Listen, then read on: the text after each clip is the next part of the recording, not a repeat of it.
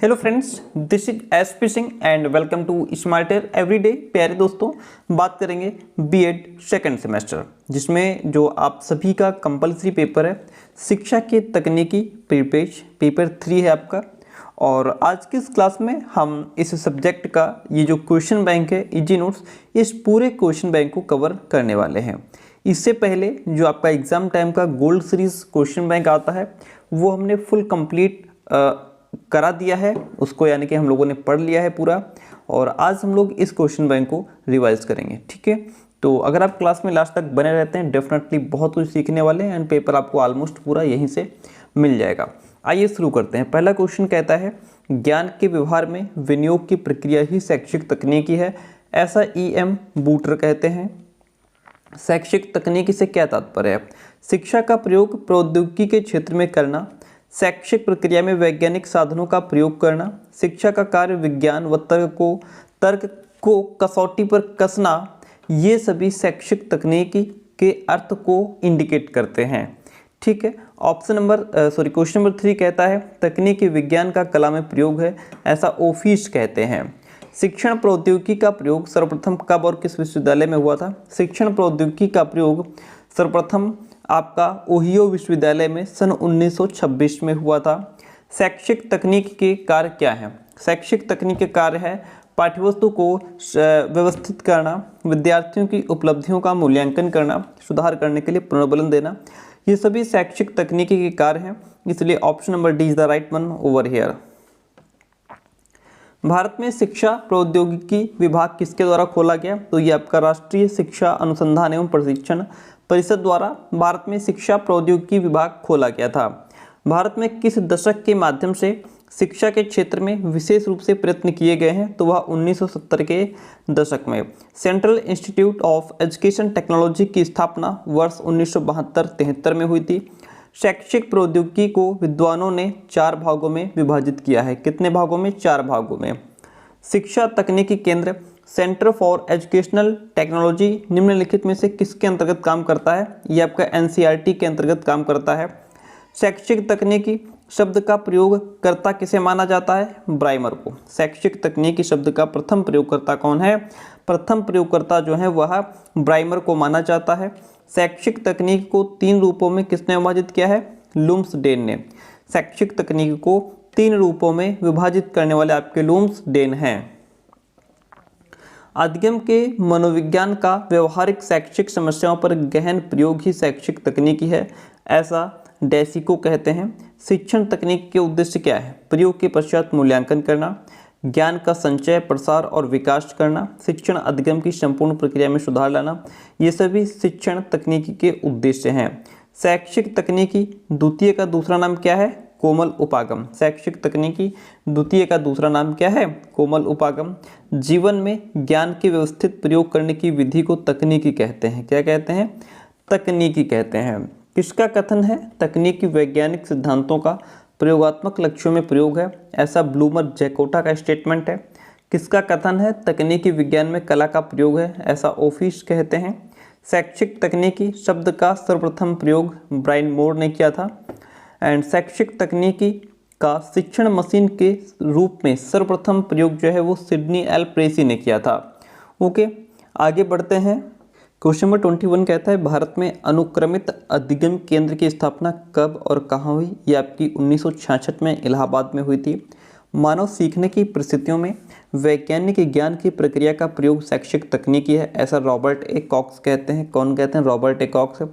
ज्ञान के व्यवहार में विनियोग ही शैक्षिक तकनीकी है, EM बूटर का स्टेटमेंट है। डेविस ने अपनी पुस्तक में शैक्षिक तकनीकी के 3 प्रकार बताए हैं, सॉफ्टवेयर, हार्डवेयर और प्रणाली उपागम। सिल्वरमैन ने हार्डवेयर को निरपेक्ष तकनीकी कहा है।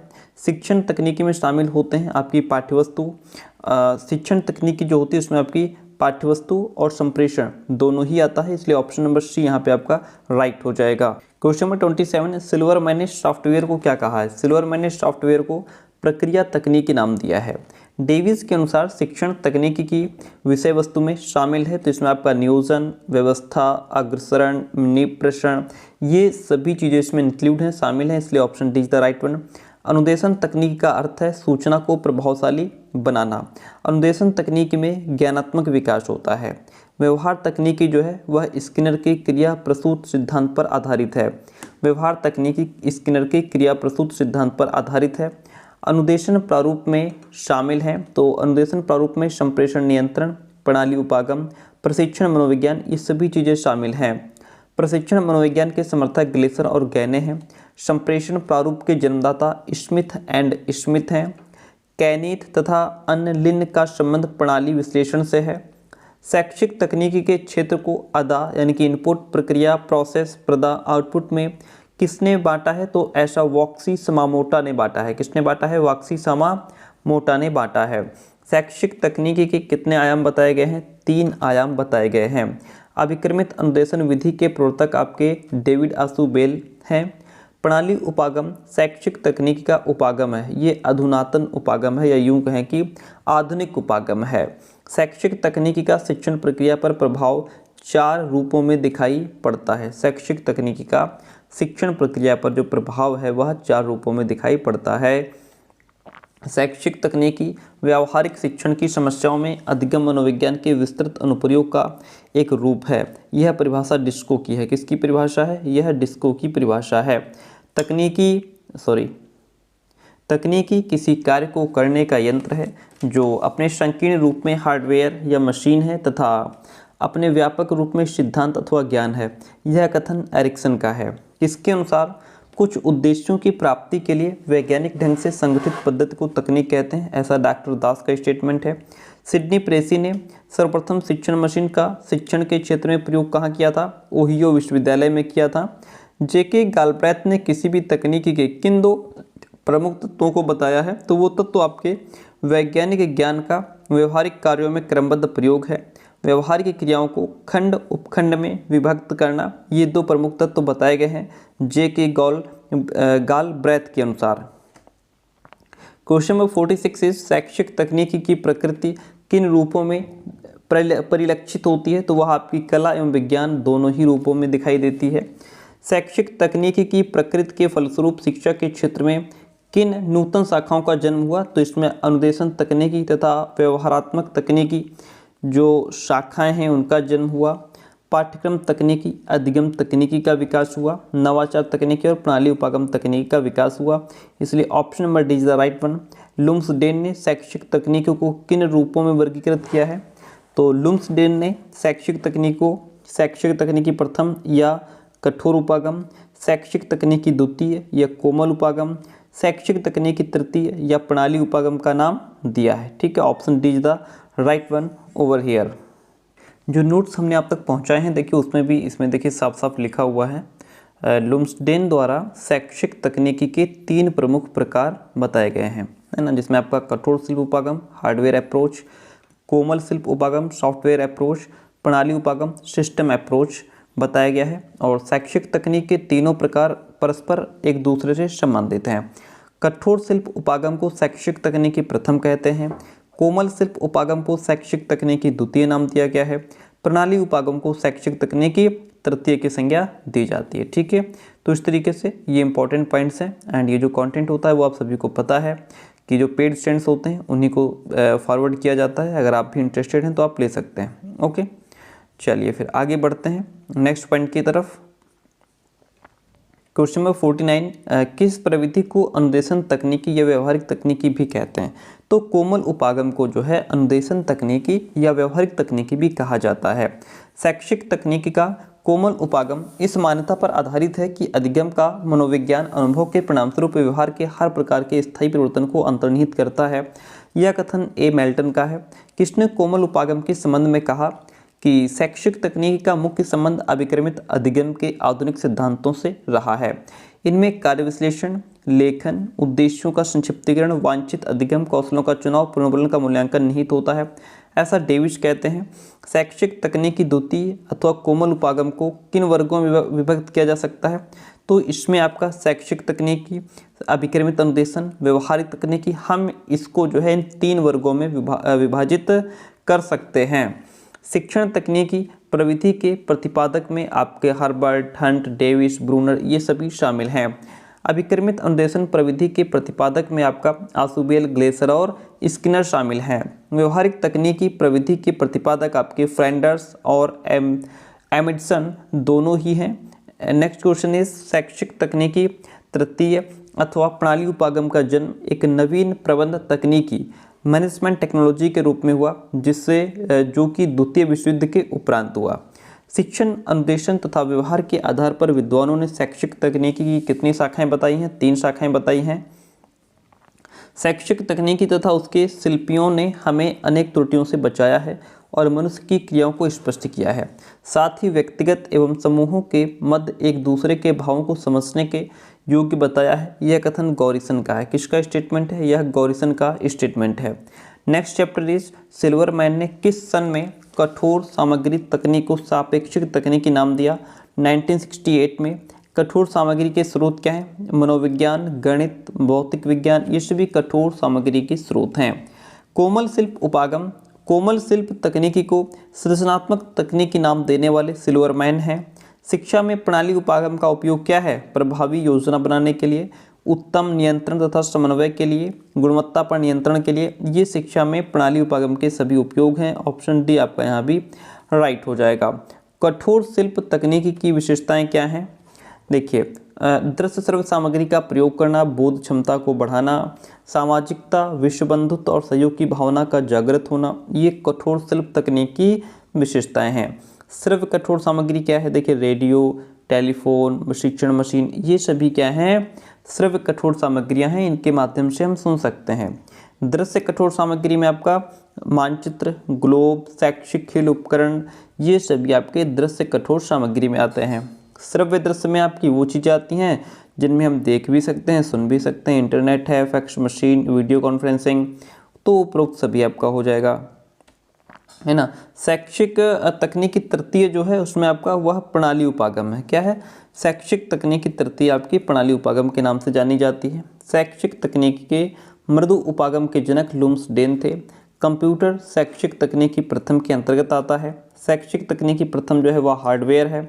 शैक्षिक तकनीकी द्वितीय जो है वह आपकी सॉफ्टवेयर है। किसका संबंध? अधिगमकर्ता के व्यवहार परिवर्तन से है। शैक्षिक तकनीकी द्वितीय का संबंध अधिगमकर्ता के व्यवहार परिवर्तन से है। निम्न में से किस प्रकार के कंप्यूटर सॉफ्टवेयर को खरीदा नहीं जा सकता? तो कहने का मतलब है कि of the self, tailor made, custom विकसित, इन सभी प्रकार के कंप्यूटर सॉफ्टवेयर को खरीदा जा सकता है। लाइनेक्स किस किस्म का सॉफ्टवेयर है? यह आपका ओपन सोर्स होता है। ऑपरेटिंग सिस्टम और यूटिलिटी प्रोग्राम सॉफ्टवेयर उस वर्ग से हैं जिन्हें सिस्टम सॉफ्टवेयर कहा जाता है। जिससे कंप्यूटर एक से अधिक टास्क परफॉर्म कर सकता है। उस सेट ऑफ इंस्ट्रक्शंस के लिए निम्नलिखित में से कौन सा पद उपयुक्त है? तो उसके लिए सॉफ्टवेयर अधिक उपयुक्त है। निम्न में से कौन प्रोग्रामों का एक सेट है जो कंप्यूटर के संसाधनों को प्रबंधित करने के लिए डिज़ाइन किया गया है और जिसमें कंप्यूटर शुरू करना, प्रोग्राम को मैनेज करना, मेमोरी को मैनेज करना, इनपुट आउटपुट डिवाइसों के बीच के कार्यों को सामंजस्य स्थापित करना शामिल है? वह आपका ऑपरेटिंग सिस्टम प्रोग्राम है। कौन है? वह ऑपरेटिंग सिस्टम प्रोग्राम का एक सेट है। विशिष्ट प्रतिबंधों के आधार पर सॉफ्टवेयर के प्रयोग का कानूनी अधिकार किसके माध्यम से दिया जाता है? सॉफ्टवेयर लाइसेंस के माध्यम से। सॉफ्टवेयर का अर्थ होता है निर्देशों, डाटा या प्रोग्राम का एक सेट। निर्देश, डाटा या फिर प्रोग्राम का एक सेट। कंप्यूटर में सॉफ्टवेयर का उपयोग जो है वह कंप्यूटर को संचालित करने में, विशिष्ट कार्यों को निष्पादित करने में किया जाता है। सॉफ्टवेयर को माना जाता है हार्डवेयर के बिल्कुल विपरीत। कंप्यूटर का परिवर्तनशील भाग जो है वह सॉफ्टवेयर है। सॉफ्टवेयर मुख्यतः 2 प्रकार के होते हैं। सॉफ्टवेयर मुख्यतः 2 प्रकार के बताए गए हैं। DOS का मतलब होता है डिस्क ऑपरेटिंग सिस्टम। ASCII का पूरा नाम American standard code for information interchange होता है। प्रोग्रामरों द्वारा उपभोक्ता की किसी विशिष्ट आवश्यकता की पूर्ति हेतु बनाए गए प्रोग्राम को एप्लीकेशन सॉफ्टवेयर कहते हैं। क्या कहते हैं? एप्लीकेशन सॉफ्टवेयर कहते हैं। नेक्स्ट वन क्वेश्चन इज कौन सा ऑपरेटिंग सिस्टम नहीं है? Control system. Single user multitasking operating system का मतलब होता है विंडोज़ एंड ये उसका उदाहरण है। किस भाषा का मुख्यतः वाणिज्यिक कार्यों में प्रयोग होता है? कोबोल का। कौन कंप्यूटर के पिता कहे जाते हैं? Charles Babbage. कंप्यूटर के प्रोग्राम हेतु विकसित की गई सर्वप्रथम भाषा कौन सी थी? फोर्ट्रॉन। कौन सी भाषा थी? फोर्ट्रॉन। निम्नलिखित में से कौन सी भाषा सबसे अधिक आसान है? उच्च स्तरीय भाषा सबसे अधिक आसान है। प्रोग्राम में त्रुटि जिससे अनुपयुक्त परिणाम उत्पन्न होते हैं वह बग कहलाता है। कंप्यूटर के मुख्य भाग आपके हार्डवेयर और सॉफ्टवेयर हैं। सॉफ्टवेयर कोड में त्रुटियां ढूंढने की प्रक्रिया को डीबगिंग कहते हैं। क्या कहते हैं? डीबगिंग कहते हैं। ओके, चलिए आगे बढ़ते हैं। कंप्यूटर को कौन बताता है कि इसके कंपोनेंट्स का प्रयोग कैसे किया जाए? यूनिलिटी बताता है। कौन? यूनिलिटी जो है वो ये बताता है कि इसके कंपोनेंट्स का प्रयोग कैसे किया जाना चाहिए। बैकअप होता है। मूल स्रोत से किसी भी भिन्न डेस्टिनेशन पर कॉपी करके डाटा का संरक्षण करना बैकअप कहलाता है। निम्न से कौन सा प्रोग्राम कंप्यूटर के विभिन्न भागों को नियंत्रित करता है और यूज़र को कंप्यूटर के साथ इंटरैक्ट करने देता है? वह आपका ऑपरेटिंग सिस्टम है। प्रोग्राम का वह समूह जो कंप्यूटर की क्रिया को कंट्रोल करता है और सूचना प्रोसेस करता है उसे ऑपरेटिंग सिस्टम कहते हैं। क्या कहते हैं? उसे ऑपरेटिंग सिस्टम कहते हैं। अनुदेशों का सेट जो ये बताता है कि क्या करना है वह प्रोग्राम कहलाता है। डाटा का सुनियोजित रिकॉर्ड रखने के लिए सामान्यतः किस सॉफ्टवेयर का उपयोग किया जाता है? डाटाबेस सॉफ्टवेयर का। MS वर्ड में स्क्रीन पर क्या नहीं होता? Formula bar. एक्सेल में एक कॉलम की चौड़ाई जो है वो 256 कैरेक्टर होती है। 256 कैरेक्टर। HTML का अर्थ होता है हाइपर टास्क मार्कअप लैंग्वेज। आधुनिक कंप्यूटरों में कौन सी संख्या प्रणाली का प्रयोग होता है? हेक्साडेसिमल। टब सैडिक संख्या प्रणाली को उपयोग में लाया जाता है मेनफ्रेम कंप्यूटर में। विषय शब्द को चुनिए। विषय, तो इसमें आपका एक्सेस जो है वो आपका विषय शब्द कहलाएगा। नेक्स्ट वन क्वेश्चन कहता है कंप्यूटर के संदर्भ में सॉफ्टवेयर का क्या अर्थ है? कंप्यूटर के संदर्भ में सॉफ्टवेयर का मतलब होता है कंप्यूटर प्रोग्राम्स। संकेतों का संग्रह जो कि कंप्यूटर को बताता है कि किसी विशेष काम को कैसे किया जाएगा, यह आपका प्रोग्राम कहलाता है। यूजर ये कैसे निर्धारित कर सकता है कि कंप्यूटर पर कौन सा प्रोग्राम उपलब्ध है? वह बूटिंग प्रोसेस के दौरान इन स्टाइल्ड प्रोग्राम देख करके जो है कि ये निर्धारित कर सकता है कि कंप्यूटर का कौन सा प्रोग्राम उपलब्ध है। MS वर्ड जो है वह एप्लीकेशन सॉफ्टवेयर का एक उदाहरण है। मल्टीपल प्रोसेसर द्वारा दो या अधिक प्रोग्रामों का साथ साथ प्रोसेसिंग मल्टी प्रोसेसिंग कहलाता है। कंप्यूटर बूट नहीं कर सकता यदि उसमें नहीं होगा ऑपरेटिंग सिस्टम। कौन सा शब्द अलग है? इसमें एप्लीकेशन प्रोग्राम सॉफ्टवेयर अलग हैं 3, और ये जो पेरिफेरल है यह इन तीनों से ऑड है यानी कि अलग है। फ्रीवेयर के दो उदाहरण आपके, एक तो इंस्टेंट मैसेजिंग और गूगल टूलबार, ये फ्रीवेयर के दो उदाहरण हैं। आगे बढ़ते हैं चैप्टर नंबर 3 की तरफ। डिफरेंट जो हमारे बीएड सेकंड सेमेस्टर की बाकी क्लासेस हैं वो हमारे दूसरे चैनल SP सर क्लासेस पे भी कंटिन्यू चल रही हैं। आपने नहीं देखा है तो देख लीजिए। यह चैनल हमारा दूसरा चैनल है, इसका लिंक डिस्क्रिप्शन बॉक्स में भी है और जो नीचे कमेंट बॉक्स है उसमें भी हमने इसको पिन कर दिया है। SP सर क्लासेस, इसको आप फटाफट ज्वाइन कर लीजिए, सब्सक्राइब कर लीजिए। एंड इसमें जो हम बताएं आपको जो क्लासेस चल रही है हमारी, जैसे यहाँ पे अगर हम जाएंगे तो देखिए ये पेडागोजी ऑफ फिजिकल साइंस का जो क्वेश्चन बैंक है वो फुल कवर करा दिया है। एंड यहाँ पे देखिए आप देख पा रहे होंगे पर्यावरण शिक्षा के 201 लीनियर क्वेश्चंस कंप्लीट कराए हैं 2 दिन पहले। पेडागोजी ऑफ सोशल साइंस की क्लास हुई है, एग्जाम टाइम का gold series question bank cover कराया है 3 दिन पहले।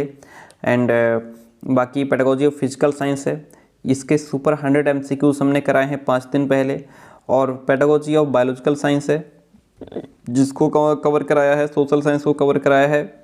और फिर सोशल साइंस का यूनिट फर्स्ट है, पेडागोजी ऑफ हिंदी है, मैथमेटिक्स है, पर्यावरण शिक्षा के 100 क्वेश्चंस हैं। फिर इंग्लिश भी इसके भी 100 क्वेश्चंस हमने इंग्लिश के भी यहाँ पे कराए हुए हैं। और पेडागोजी क्वेश्चंस 300 ऐसे क्वेश्चंस जो सभी सब्जेक्ट्स में कॉमन हैं।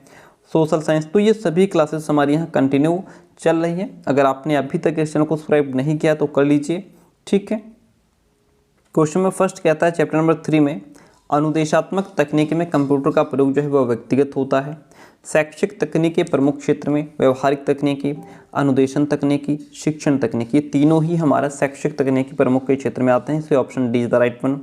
वह तकनीकी जो पूर्णतः मनोविज्ञान पर आधारित है व्यवहार तकनीक कहलाती है। क्या कहलाती है? व्यवहार तकनीकी। व्यवहार तकनीकी की विशेषताएं ये हैं कि शिक्षक शिक्षार्थी दोनों इसमें एक्टिव होते हैं, सभी कोमल उपागमों का प्रयोग होता है, बालक के सर्वांगीण विकास में भी व्यवहार तकनीकी लाभदायक होती है। शिक्षण तकनीक के प्रवर्तक आपके हंट, ग्लेसर और ब्रूनर सभी हैं। शिक्षण का उद्देश्य जो है, शिक्षण का उद्देश्य निर्देशित क्रिया है, ऐसा स्मिथ ने कहा है। स्मिथ के अनुसार शिक्षण का उद्देश्य निर्देशित क्रिया है। अनुदेशात्मक तकनीक की विशेषता क्या है? शिक्षक मार्गदर्शक का काम करता है, छात्र को पुनर्बलन मिलता है, स्वावलंबन की शिक्षा दी जाती है। ये सभी अनुदेशात्मक तकनीक की विशेषताएं हैं। सिमुलेटेड शिक्षण जो है वह व्यवहार तकनीकी के अंतर्गत आता है। शैक्षिक तकनीक का उद्देश्य है विषय वस्तु का प्रस्तुतिकरण करना, बालकों में निहित शक्तियों का उद्घाटन करना, किए गए अधिगम का मूल्यांकन करना। ये सभी शैक्षिक तकनीक के उद्देश्य हैं। ऑप्शन डी यहाँ भी आपका राइट हो जाएगा। अनुदेशन तकनीक के प्रवर्तक कौन हैं? ग्लेसर, प्रेसी, गिलबर्ट, ये सभी अनुदेशन तकनीक के प्रवर्तक हैं। व्यवहार की उत्पत्ति किसके द्वारा होती है? परिस्थिति के द्वारा व्यवहार की उत्पत्ति होती है। शिक्षण तकनीक में पाठ्यवस्तु को कितने सोपानों में विभाजित किया जाता है? तो शिक्षण तकनीकी में पाठ्यवस्तु को 4 सोपानों में विभाजित किया जाता है। पाठ्यवस्तु तथा कक्षा व्यवहार दोनों ही तत्व किस तकनीक में सम्मिलित किए जाते हैं? ये आपके शिक्षण तकनीकी में सम्मिलित किए जाते हैं। शिक्षण का मूल्यांकन शिक्षण तकनीकी के किस सोपान के अंतर्गत किया जाता है? तो यह नियंत्रण सोपान के अंतर्गत किया जाता है। शिक्षण तकनीकी के किस सोपान के अंतर्गत शिक्षण पाठ्यवस्तु का विश्लेषण किया जाता है? वह आपका नियोजन है। ठीक है, कौन सा सोपान है? नियोजन के अंतर्गत शिक्षण पाठ्यवस्तु का विश्लेषण किया जाता है। कंप्यूटर सहायक अनुदेशन की बात करेंगे। देखिए, कंप्यूटर सहायक अनुदेशन का विकास 1961 में हुआ। कंप्यूटर सहायक अनुदेशन का विकास किस विश्वविद्यालय में हुआ? यह आपका इलिनॉइस विश्वविद्यालय में हुआ। एंड क्वेश्चन नंबर 3 कहता है कंप्यूटर सहायक अनुदेशन की विशेषता क्या है? तो उसकी विशेषता क्या है? नवीन एवं मौलिक प्रणाली, अभिक्रमित अध्ययन पर आधारित होना, व्यक्तिनिष्ठ अध्ययन का एक रूप होता है कंप्यूटर सहायक अनुदेशन। ठीक है, ये सभी इसकी विशेषताएं हैं। कंप्यूटर सहायक अनुदेशन का दूसरा नाम कंप्यूटर सहायक अधिगम है। क्या है? कंप्यूटर सहायक अधिगम इसका दूसरा नाम है। ऑप्शन सी यहाँ भी आपका राइट हो जाता है। कंप्यूटर सहायक अनुदेशन का विकास सर्वप्रथम अमेरिका में हुआ था। कंप्यूटर सहायक अनुदेशन की क्रियाविधि में प्रमुख रूप से जो भागीदारी होती है वह शिक्षक, छात्र और कंप्यूटर की होती है। कंप्यूटर की प्रक्रिया किस पर आधारित होती है? कंप्यूटर की प्रक्रिया सॉफ्टवेयर एंड हार्डवेयर दोनों पर ही आधारित होती है। सूचनात्मक कंप्यूटर सहायक अनुदेशन को और किस नाम से जाना जाता है? तो इसको सह अनुदेशन, पूछताछ अनुदेशन, प्रबंधन अनुदेशन के नाम से जाना जाता है। ड्रिल अनुदेशन जो है व्यवहार में स्थायित्व होता है, अनुभव में स्थायित्व और अभ्यास कराना, ये सभी ड्रिल अनुदेशन के अंतर्गत आते हैं। एप्लीकेशन सॉफ्टवेयर है। पावर पॉइंट एक एप्लीकेशन सॉफ्टवेयर है। कंप्यूटर जो है वह एक इलेक्ट्रॉनिक मशीन है। कंप्यूटर की भौतिक बनावट जो है वह हार्डवेयर कहलाती है, यानी कि ऊपर से जो उसकी बनावट होती है वह हार्डवेयर होती है। माइक्रोसॉफ्ट विंडोज़ आधुनिक कंप्यूटर है। माइक्रोसॉफ्ट विंडोज़ क्या है? आधुनिक कंप्यूटर। अनुप्रयोग के आधार पर निम्न में से जो कंप्यूटर है वो आपका एनालॉग, हाइब्रिड और डिजिटल कंप्यूटर है। कंप्यूटर सहायक अनुदेशन में सॉफ्टवेयर द्वारा सही उत्तर पर तुरंत फीडबैक मिलता है, जिससे छात्र अधिक सीखने के लिए प्रेरित होते हैं। कंप्यूटर सहायक अनुदेशन में विद्यार्थी स्वयं अथवा समूह में बैठ करके विषय वस्तु का कंप्यूटर पर अंतःक्रिया करता है, जिससे उसकी श्रव्य दृश्य ज्ञानेंद्रियां सक्रिय रहती हैं। किस प्रकार के शिक्षण में विद्यार्थी की निष्पत्ति स्वतः ही रिकॉर्ड होती रहती है? तो वह कंप्यूटर सहायक अनुदेशन में जो है कंप्यूटर सहायक अनुदेशन शिक्षण में विद्यार्थी की निष्पत्ति स्वतः ही रिकॉर्ड होती रहती है, उसकी जो भी निष्पत्ति उपलब्धि यानी कि अचीवमेंट है। कंप्यूटर सहायक अनुदेशन की विशेषता नहीं है। भावात्मक वातावरण, यह कंप्यूटर सहायक अनुदेशन की विशेषता नहीं है। कंप्यूटर सहायक अनुदेशन में अधिगम सामग्री का चुनाव, इकाइयों का निर्माण कौन करता है? शिक्षक करता है। कौन? शिक्षक करता है। कंप्यूटर द्वारा तैयार छात्र के प्रगति लेख का आकलन किया जाता है शिक्षक के द्वारा। सर्वप्रथम कंप्यूटर सहायक अनुदेशन का विकास अमेरिका में हुआ था। कंप्यूटर सह अधिगम का अर्थ क्या होता है? कंप्यूटर सह अधिगम का अर्थ होता है छात्र व्यक्तिगत रूप से कंप्यूटर की सहायता से स्व अधिगम प्राप्त करते हुए अपने अधिगत्यात्मक उद्देश्यों की प्राप्ति करता है। ये कंप्यूटर सह अधिगम का अर्थ होता है। कंप्यूटर का प्रयोग शिक्षक को शैक्षिक प्रक्रिया को प्रशासित करने में सहायता देता है, जो वह छात्र के योग्यताओं का मापन कराकर और शिक्षण संबंधी कोर्स को प्रस्तावित करके करता है। इसे CMI कहते हैं। CAI में छात्र शैक्षिक सामग्री प्राप्त करता है टेली टाइपराइटर पर।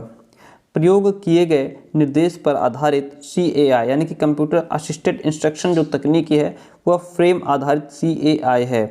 निम्न में से किसमें छात्र अपनी गति के अनुसार सीखता है? तो CAI में जो छात्र होता है वह अपनी गति के अनुसार सीखता है। कंप्यूटर सहायक अनुदेशन का उपयोग होता है। देखिए, यह शिक्षक और छात्रों के लिए तथ्यों तथा सूचनाओं की प्राप्ति का एक महत्वपूर्ण स्रोत है। छात्रों को उनकी गति तथा समय के अनुसार स्वयं सीखने के अवसर मिलते हैं। छात्रों को वस्तुनिष्ठ और विशिष्ट पोषण उनकी अधिगम प्रक्रिया में ही प्राप्त होता है, इसलिए ये सभी कंप्यूटर सहायक अनुदेशन का इसमें सभी में उपयोग होता है। ऑप्शन डी आपका राइट हो जाता है। निम्न में से कौन सा उपयोग कंप्यूटर सहायक अनुदेशन का नहीं है? तो कंप्यूटर अधिगम में बालकों का भावात्मक और संवेगात्मक विकास करता है। यह कंप्यूटर सहायक अनुदेशन की विशेषता नहीं है। हम आगे बढ़ जाते हैं। क्वेश्चन नंबर 29 इज निम्न में से कौन सी विशेषता कंप्यूटर सहायक अधिगम की नहीं है? कंप्यूटर सहायक अधिगम बहुत सस्ता है, यह इसकी विशेषता नहीं है। कंप्यूटर सहायक अधिगम में बाधा क्या है? देखिए, कंप्यूटर में प्रयुक्त जो भी सॉफ्टवेयर है बहुत कठिनाई से उपलब्ध होते हैं, ये भी एक ऑब्स्टेकल है। हजारों स्कूलों में बिजली नहीं है, अतः कंप्यूटर का प्रयोग नहीं हो सकता। कंप्यूटर के खराब हो जाने पर दूर दराज के क्षेत्र में उनकी मरम्मत नहीं हो पाती। ये सभी ऑब्स्टेकल्स हैं, ये सभी बाधाएं हैं कंप्यूटर सहायक अधिगम में। Next one question is computer सहायक अधिगम के अंतर्गत कक्षा 1 से 3 तक के छात्रों के पाठ्यक्रम का हिस्सा नहीं है।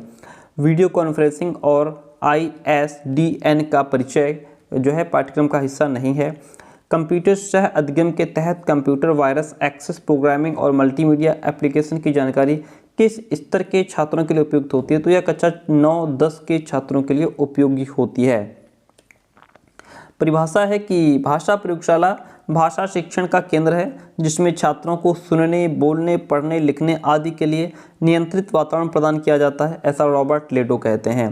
कंप्यूटर सहायक अनुदेशन के उद्देश्यों को किसके द्वारा प्राप्त किया जा सकता है? तो इसको जो है ड्रिल एंड प्रैक्टिस, ट्यूटोरियल्स, अनुकरण के माध्यम से प्राप्त किया जा सकता है। Option D is the right one over here. Chapter number 5 यहाँ से स्टार्ट होता है एंड फर्स्ट क्वेश्चन है कि ई लर्निंग का आरंभ कहाँ हुआ था? ई लर्निंग का आरंभ ब्रिटेन में हुआ था।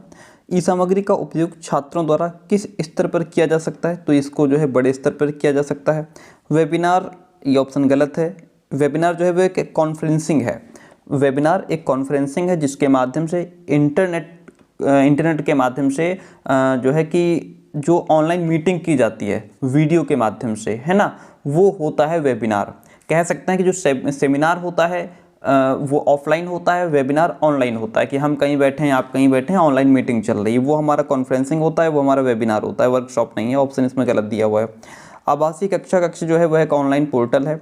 माइक्रोसॉफ्ट वर्ड का उदाहरण है एप्लीकेशन सॉफ्टवेयर का। माइक्रोसॉफ्ट वर्ड जो है वो एप्लीकेशन सॉफ्टवेयर का एक उदाहरण है। इंटरनेट की उस सेवा को जो वीडियो एवं ऑडियो वार्तालाप प्रदान करती है उसे वीडियो कॉन्फ्रेंसिंग कहते हैं। ई लर्निंग को और जो है किस नाम से जाना जाता है? ई लर्निंग को इलेक्ट्रॉनिक अधिगम भी कहते हैं। किसके अंतर्गत वे सभी प्रकार के अधिगम आते हैं जिसमें सूचना एवं संप्रेषण की सहायता से अधिगम को सरल बना सकते हैं, वह हमारा ई लर्निंग है। स्मार्ट क्लास की संरचना में शामिल नहीं है टेलीविज़न। ई लर्निंग का उपयोग संपूर्ण विश्व में किसकी सहायता से किया जाता है? वेब या CD-ROM की सहायता से। ई लर्निंग का उपयोग संपूर्ण विश्व में वेब या CD-ROM की सहायता से किया जाता है। वर्तमान युग किसका युग कहा जाता है? वर्तमान युग कंप्यूटर का युग कहा जाता है। आज के समय में कौन सी शिक्षा अपने नए आयाम स्थापित कर रही है? दूरवर्ती शिक्षा जो है वो अपने नए आयाम स्थापित कर रही है। आधुनिक युग की महत्वपूर्ण देन आपका कंप्यूटर है। ई लर्निंग में महत्वपूर्ण कौशल कौन सा है? लेखन के माध्यम से विचार करने की क्षमता ई लर्निंग में महत्वपूर्ण कौशल है। ई लर्निंग की विशेषता क्या है? ये अधिगम प्रक्रिया को प्रभावशाली बनाना, ज्ञान प्रबंधन, मूल्यांकन में शीघ्रता, ये सभी ई लर्निंग की क्या हैं? विशेषताएं हैं। ठीक है, आगे बढ़ते हैं। Next question is e learning में उपयोग की जाने वाली सहायक तकनीकी विशेष रूप से किस प्रकार के शिक्षार्थियों के लिए होती है? तो यह अक्षम शिक्षार्थियों के लिए होती है, जो डिसेबल जो स्टूडेंट्स होते हैं उनके लिए। एजुकेशन एट डोर स्टेप की सुविधा दी जाएगी। डिजिटल यूनिवर्सिटी के द्वारा PME विद्या के अंतर्गत शिक्षा के लिए चैनलों की संख्या 12 से बढ़ाकर कितनी कर दी गई है? तो यह अब 200 कर दी गई है। ई अधिगम के लिए छात्र के पास निम्न में से कौन सा संसाधन होना आवश्यक नहीं है? स्मार्ट वॉच की कोई जरूरत नहीं है। क्वेश्चन कहता है कौन सा विश्वविद्यालय भारत में ICT आधारित शिक्षण अधिगम में अग्रणी है? वह आपका इग्नू है, इंदिरा गांधी राष्ट्रीय मुक्त विश्वविद्यालय। ई अधिगम की अवधारणा है। ई अधिगम शिक्षा का एक नया कॉन्सेप्ट है। ई अधिगम की नवीन व्यवस्था करता है। ई अधिगम एक नवाचारी सूचना और संप्रेषण तकनीक का भी रूप है। ऑप्शन डी इसमें राइट हो जाएगा।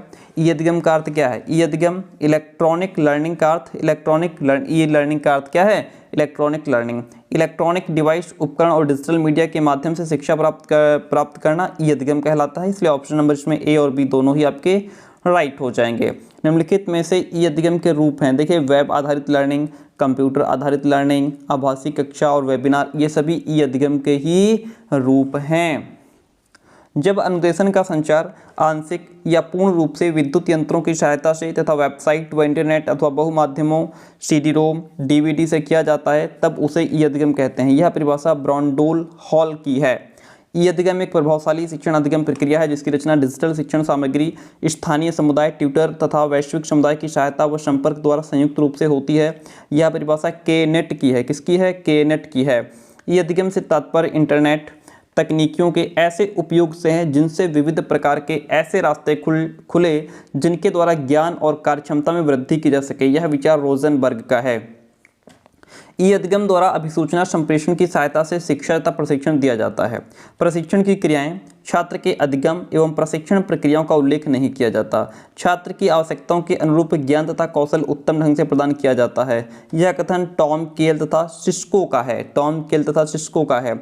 ई अधिगम का उपयोग किया जाता है। ई अधिगम का उपयोग आपका ऑनलाइन शिक्षा, दूरवर्ती शिक्षा, मुक्त शिक्षा, दूरवर्ती अधिगम व शिक्षण, इन सभी में ई अधिगम का उपयोग किया जाता है। इसलिए यहाँ पे ऑप्शन नंबर डी आपका राइट हो जाएगा। ई लर्निंग में सामान्यतः प्रयोग किया जाता है। ई लर्निंग में सामान्यतः संचार प्रौद्योगिकी का प्रयोग किया जाता है। ई अधिगम के माध्यम के रूप में शामिल किया जाता है तो इसमें आपका social networking site, blogs, chats, ये सभी ई अधिगम के माध्यम के रूप में शामिल किए जाते हैं। ई लर्निंग संबंधित है। ई लर्निंग हमारा कंप्यूटर से एंड संचार प्रौद्योगिकी से दोनों से ही संबंधित है। ई लर्निंग का अभिप्राय क्या है? कंप्यूटर आधारित शिक्षा, वेब आधारित शिक्षा, आभासी कक्षाएं, डिजिटल सहयोग, ये सभी ई लर्निंग के अर्थ को इंडिकेट करते हैं। आगे बढ़ते हैं। ई अधिगम की प्रक्रिया में प्रयुक्त करते हैं। ई अधिगम की प्रक्रिया में हम शिक्षा तकनीकी और शिक्षण शास्त्र दोनों को ही शामिल करते हैं। ई अधिगम का माध्यम क्या है? देखिए टंकन माध्यम, संचार माध्यम, दृश्य श्रव्य माध्यम, ये सभी ई अधिगम के माध्यम हैं। ई अधिगम शिक्षा जो है वह निरौपचारिक शिक्षा कही जाती है। सीखने के पैटर्न के प्रौद्योगिकी आधारित विकास के सही क्रम को लगाएं तो इसमें आपका ई लर्निंग, एम लर्निंग और फिर मू लर्निंग आ जाएगा। नेक्स्ट क्वेश्चन कहता है निम्न में से किस विद्वान ने वर्ष 1999 में व्लॉग या वेब लॉग शब्द का प्रयोग अपनी निजी वेबसाइट पर किया? वो पीटर मरहोत्ज थे। ई लर्निंग गुणवत्ता के मापन में कौन सम्मिलित नहीं है? संचार। एंड नेक्स्ट क्वेश्चन इज 39 निम्नलिखित में से कौन ई लर्निंग की विशेषता या विशेषताएं हैं? तो इसमें आपका ई लर्निंग के अधिगम में छात्रों को अपनी गति से सीखने का अवसर दिया जाता है, इसे स्वाध्याय भी कहते हैं। ई लर्निंग से भौगोलिक बाधाओं का समाधान होता है तथा मुक्त शिक्षा का प्रावधान भी होता है। ई लर्निंग में अधिक संख्या में छात्रों को सम्मिलित किया जाता है, कक्षा में छात्रों की संख्या अधिक होती है, तो ये सभी इसकी विशेषताएं हैं ई लर्निंग की। ओके, क्वेश्चन इज रोजनबर्ग ने ई अधिगम के लिए कौन से मूल मानदंड स्थापित किए हैं, कौन से मूल मानदंड दिए हैं? तो इसमें आपका ई अधिगम में नेटवर्क होता है, सूचनाओं में सहभागिता होती है और अभिसूचनाओं का भंडारण होता है। ई अधिगम में संचार हेतु इंटरनेट की प्रामाणिक तकनीकों का उपयोग किया जाता है। ई अधिगम का लक्ष्य प्रसारण करना है। अधिगम के समाधान परंपरागत प्रणाली से अधिक सार्थकता प्रभावशाली होते हैं। ये सभी इसकी विशेषताएं हैं, ये सभी मूल मानदंड रोजनबर्ग ने ई अधिगम के लिए दिए हैं, इसलिए ऑप्शन नंबर यहाँ पे जो डी है आपका वो राइट हो जाता है।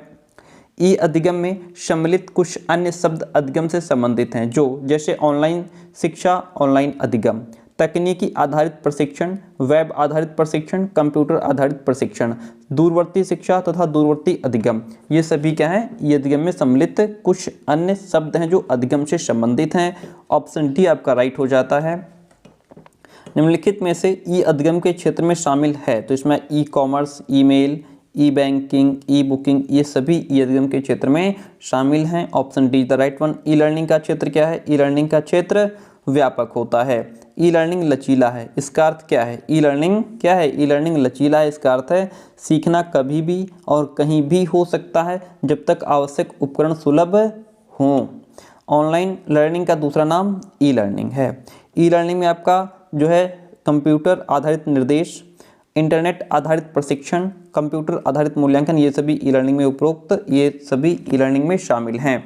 ऑप्शन डी यहाँ भी आपका राइट हो जाता है। क्वेश्चन इज निम्नलिखित में से किसकी वृद्धि के कारण आजकल सूचना प्रणालियों में नैतिक एवं सामाजिक मुद्दे अधिक महत्वपूर्ण होते जा रहे हैं। उसमें आपका इंटरनेट का प्रयोग, परस्पर संबंधित सूचना प्रणालियों का अनुप्रयोग भी शामिल है। निम्नलिखित में से कौन से मोबाइल एप्लीकेशन के प्रकार हैं? देखिए नेटिव, मोबाइल वेब, हाइब्रिड, ये सभी मोबाइल एप्लीकेशन के ही प्रकार हैं। निम्नलिखित में से कौन सी व्यवस्था दूरस्थ शिक्षा के माध्यम से शिक्षक शिक्षा प्रदान करने के लिए एक प्रभावी तर्क है? वो आपका मूक है, MOOC। क्वेश्चन नंबर 50 कहता है निम्नलिखित में से कौन सी ई लर्निंग की विशेष विशेषताएं हैं? देखिए इसमें आपका व्यक्तिगत उपलब्धि को प्राप्त करने के लिए शिक्षार्थी को सशक्त बनाना ई लर्निंग की विशेष विशेषता है। स्व आरंभिक शिक्षा को बढ़ावा देना एंड संज्ञानात्मक लचीलापन बढ़ाना, ठीक है।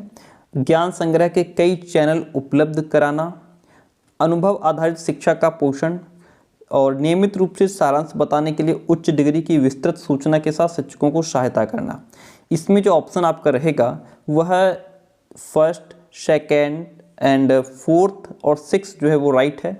ऑप्शन नंबर 5 इसमें आपका जो है वो हट जाएगा। बाकी जो 4 ऑप्शन है वो इसकी विशेष विशेषताएं हैं। ई शिक्षा के साथ आमने सामने और परंपरागत कक्षा कक्ष प्रविधियों का युग्मन शिक्षण के मिश्रित उपागम के लिए प्रयुक्त होता है, जिसे सुविलियत अधिगम कहते हैं। सुविलियत अधिगम कहते हैं।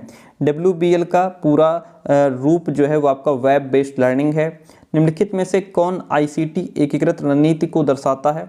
मिश्रित शिक्षण अधिगम, फ्लिप्ड शिक्षण अधिगम, वीडियो कॉन्फ्रेंसिंग, ये सभी जो है वो ICT के इंटीग्रेटेड स्ट्रैटेजी को रिप्रेजेंट करते हैं। Option D is the right one over here. Question कहता है निम्नलिखित में से कौन आभासी कक्षा कक्ष का वर्णन करता है? ऑनलाइन लाइव अधिगम कार्य प्रणाली जो है यह आभासी कक्षा कक्ष का वर्णन करती है। आभासी कक्षा वातावरण प्रदान करने के लिए निम्नलिखित में से कौन सा उपकरण एक सहयोगी उपकरण है? वो है एक व्यू और इग्नू द्वारा शुरू किया गया शैक्षिक चैनल ज्ञान दर्शन है। स्वतंत्रता के बाद के भारत में उच्च शिक्षा के लिए निम्न में से कौन सा विकासवाद का उदाहरण है? वह आपका दूरस्थ शिक्षा है। 2013 में निम्नलिखित में से किस परिषद को भंग कर दिया गया? दूरस्थ शिक्षा परिषद DEC को 2013 में जो है इसको भंग कर दिया गया। दूर दराज के क्षेत्रों में जहां गुणात्मक शिक्षा एवं उच्च योग्यता वाले शिक्षकों की कमी है वहां ई लर्निंग काफ़ी उपयोगी सिद्ध हो रही है। यह परिभाषा प्रोफेसर के अग्रवाल की है।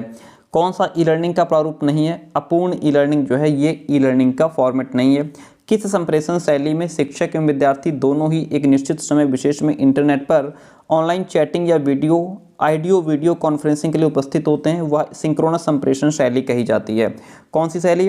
सिंक्रोनस संप्रेषण शैली में, ठीक है, शिक्षक और शिक्षार्थी दोनों ही एक निश्चित समय विशेष में इंटरनेट पर ऑनलाइन चैटिंग या ऑडियो वीडियो कॉन्फ्रेंसिंग के लिए उपस्थित होते हैं। ई लर्निंग की विशेषता नहीं है। मूल्यांकन का कार्य सिर्फ शिक्षक के द्वारा ही किया जाता है। यह ई लर्निंग की विशेषता नहीं है। ई लर्निंग का जो नवाचारी ट्रेंड है वो क्या है? माइक्रो लर्निंग यानी कि सूक्ष्म अधिगम, क्लाउड बेस्ड ई लर्निंग, खेल आधारित शिक्षण, ये सभी आपके क्या हैं? ई लर्निंग की नवाचारी ट्रेंड है। इसलिए ऑप्शन नंबर इसमें आपका डी राइट हो जाएगा।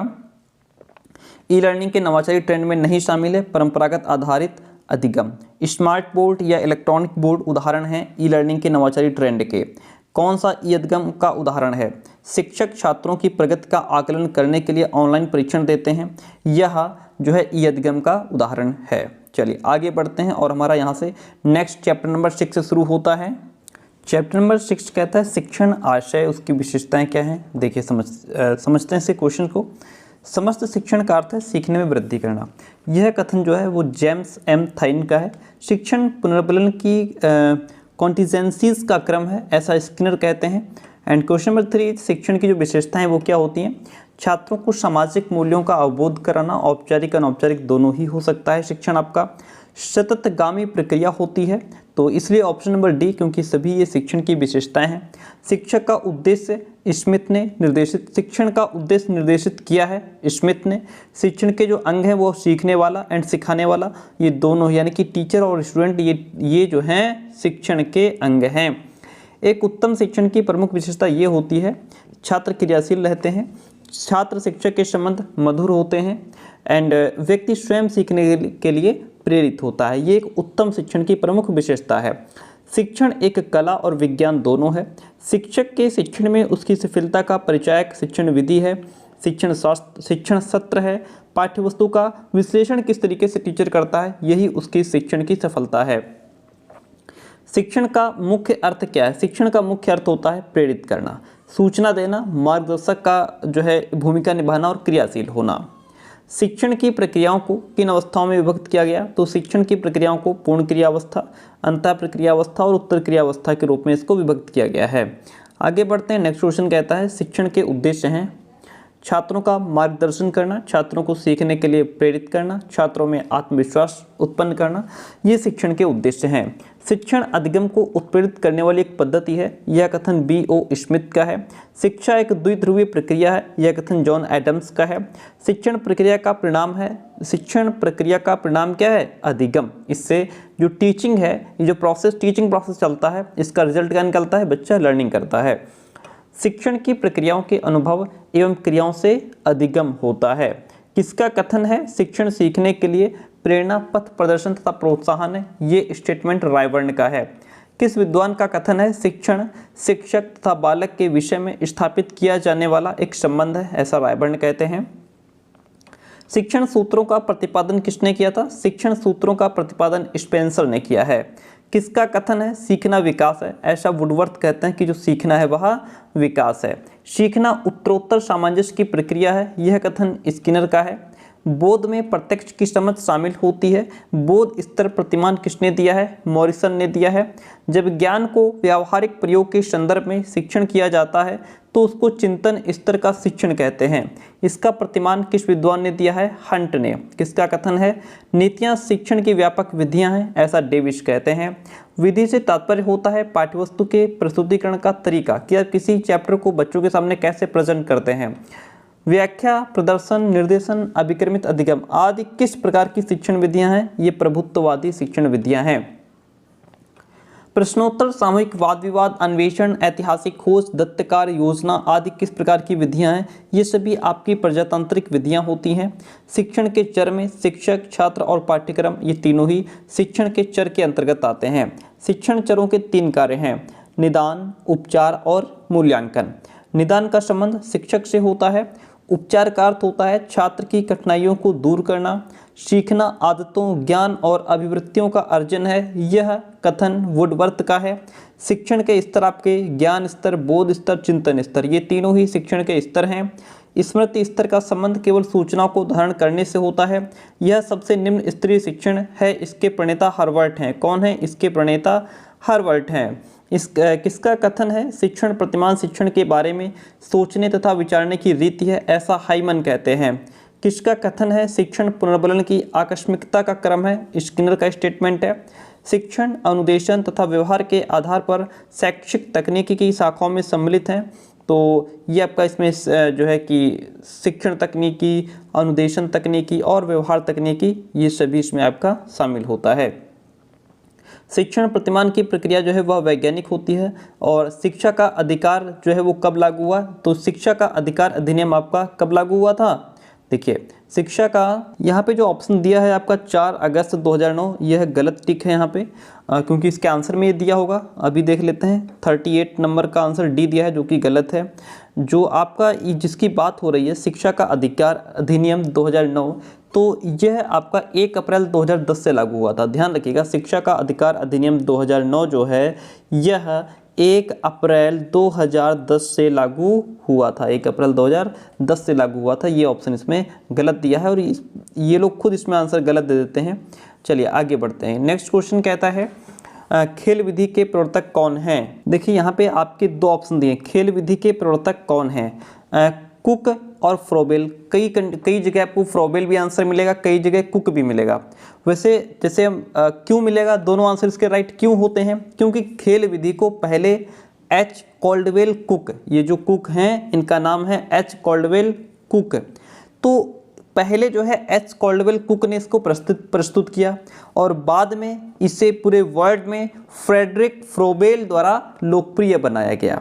इसलिए जो है, और जन्मदाता भी इनको फ्रोबेल को ही माना जाता है। परंतु आधुनिक युग में जो है कुक संभवतः पहला व्यक्ति था जिसने बालक को शिक्षा देने के लिए इस प्रणाली का सबसे प्रबल समर्थन करने के साथ इसका प्रचलन किया था।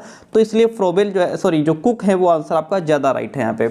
सुकरात विधि कहते हैं, ये प्रश्नोत्तर विधि को सुकरात विधि कहा जाता है। योजना विधि आपका किलपैट्रिक है। सहयोग की भावना का विकास संभव है समूह कार्य से। शिक्षण प्रविधियों के प्रकार हैं, देखिए वर्णन, प्रश्नोत्तर, कहानी कथन, ये सभी शिक्षण विधियां हैं। किंडरगार्टन पद्धति के जन्मदाता फ्रोबेल हैं। कौन है? फ्रोबेल हैं। एंड किसे प्राचीन विधि के रूप में जाना जाता है? तो वह व्याख्यान विधि। विद्यालय को उद्यान की संज्ञा किसने दी है? फ्रोबेल ने। खेल एक स्वाभाविक, आनंददायक एवं जन्मजात शक्ति है, ऐसा मैकडूगल कहते हैं। स्पष्टीकरण की विशेषताएं क्या है? स्पष्टीकरण अगर आप दे रहे हैं तो उसमें भाषा अच्छी हो, विशिष्टता हो और क्रमबद्धता भी होनी चाहिए।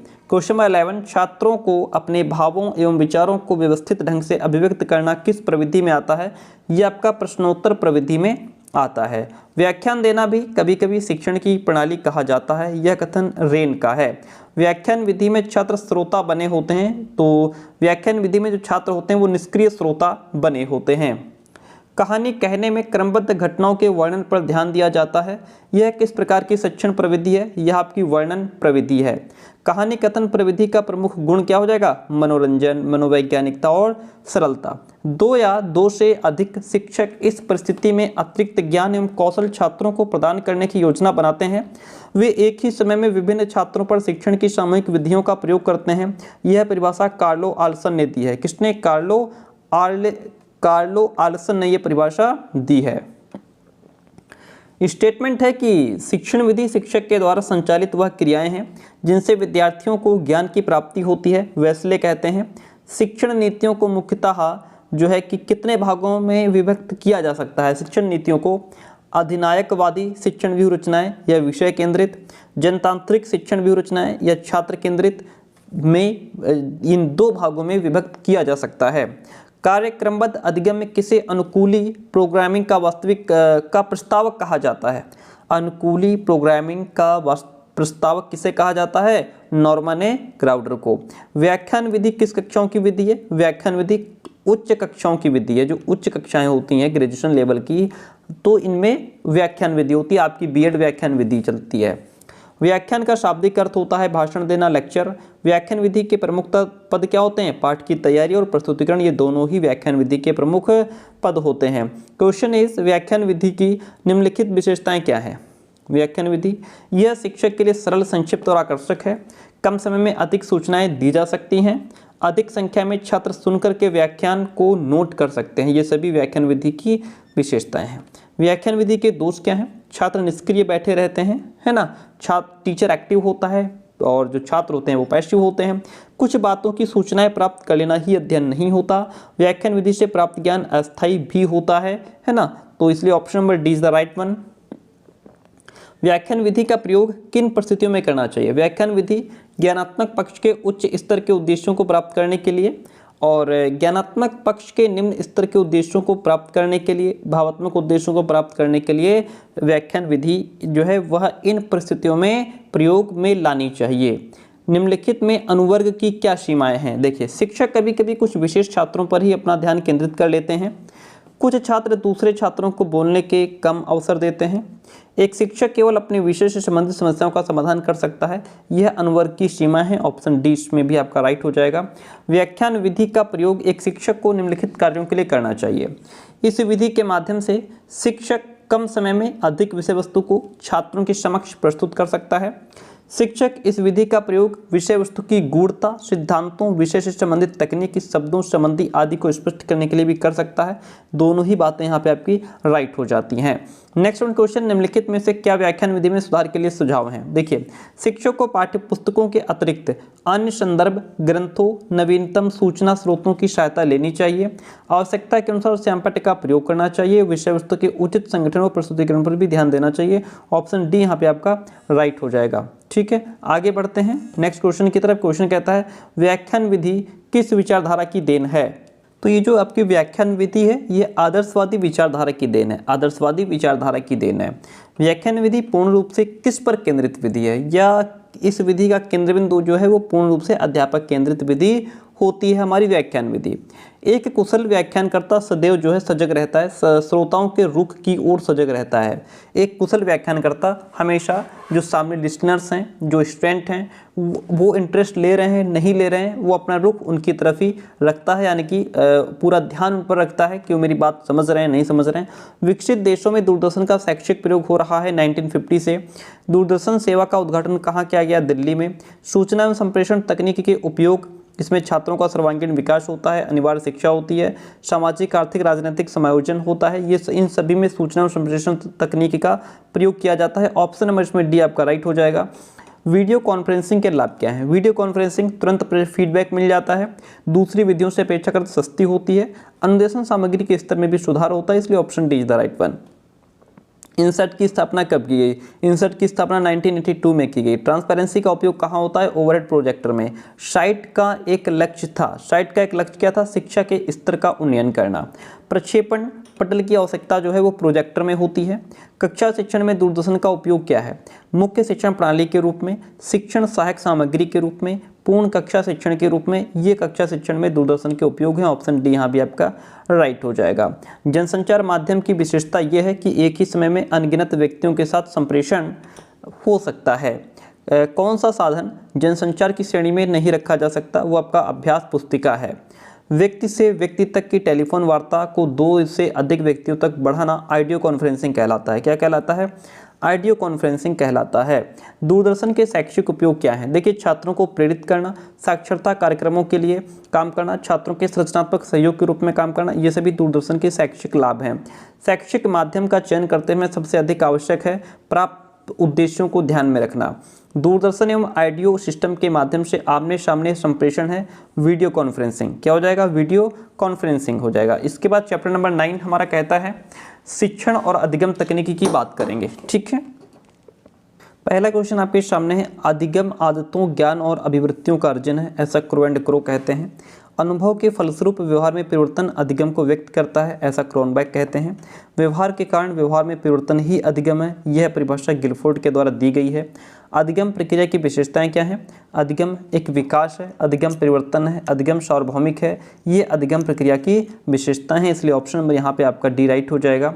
अधिगम की प्रक्रिया में जो चरण आपके आते हैं, लक्ष्य, समायोजन और परिवर्तन, ये सभी जो है वो अधिगम की प्रक्रिया के चरण हैं। एक शैक्षिक उपग्रह क्या है? एडुसेट एक शैक्षिक उपग्रह है। एडुसेट के उद्देश्य क्या है? दूरस्थ शिक्षा को बढ़ावा देना, अध्यापकों की कमी को दूर करना, प्रशिक्षणार्थियों में रुचि व अंतःक्रिया का विकास करना, ये एडुसेट के उद्देश्य हैं। ऑप्शन नंबर डी में आपका राइट हो जाएगा। इंटरनेट उपयोगी है, साइंटिस्ट, एजुकेटर्स, गवर्नमेंट, इन सभी क्षेत्रों में इंटरनेट बहुत उपयोगी है। शिक्षण का अर्थ होता है पढ़ाना, शिक्षण का अर्थ होता है पढ़ाना, ज्ञान देना और शिक्षा का उद्देश्य। तो यहाँ पे व्यावसायिक प्रक्रिया तो नहीं है ये, यहाँ पे राइट आंसर आपका शिक्षण का अर्थ होता है ज्ञान देना। शिक्षण का अर्थ क्या होता है? ज्ञान देना। ठीक है, टीचिंग का मतलब है कि हम बच्चों को ज्ञान दे रहे हैं, तो option number B is the right one. शिक्षण एक द्विध्रुवी प्रक्रिया है, यह कथन एडम्स का है। शिक्षण कक्षा में विभिन्न कार्यों को संपन्न करने की क्या है? व्यवस्था है। ओके, क्वेश्चन नंबर 12 कहता है शिक्षण का जो क्षेत्र है वह विस्तृत होता है। शिक्षण सीखने के लिए प्रेरणा, पथ प्रदर्शन, पथ निर्देशन एवं प्रोत्साहन है, यह कथन बर्टन का है। शिक्षण का उद्देश्य निर्देशित क्रिया है, ऐसा स्मिथ कहते हैं। अनुभव तथा प्रशिक्षण द्वारा व्यवहारों में रूपांतरण ही अधिगम है, यह कथन गेट्स तथा अन्य का है। किसका? गेट्स तथा अन्य का है। चैप्टर नंबर 10 इज सूचना एवं संप्रेषण टेक्नोलॉजी को संक्षेप में जाना जाता है ICT के नाम से, इंफॉर्मेशन कम्युनिकेशन टेक्नोलॉजी कहते हैं। संप्रेषण शब्द की उत्पत्ति लैटिन भाषा के किस शब्द से हुई है? कम्युनिस्ट शब्द से हुई है। संप्रेषण की प्रक्रिया में संदेश भेजने वालों को प्रेषक कहते हैं। संप्रेषक के अवयव नहीं है, टेलीविज़न जो है यह संप्रेषक का अवयव नहीं है। संप्रेषण माध्यम को कितने वर्गों में विभाजित किया गया? 2 वर्गों में।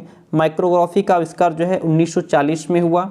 ICT से संबंधित सभी विधियों, उपकरणों और धारणाओं को संदर्भित करता है, तो ये डिजिटल जानकारी संग्रहित करना, डिजिटल जानकारी भेजना, डिजिटल जानकारी रिकॉर्ड करना, ये जो है आपका ICT से संबंधित सभी विधियों, उपकरणों और अवधारणाओं को संदर्भित करते हैं। Option D is the right one.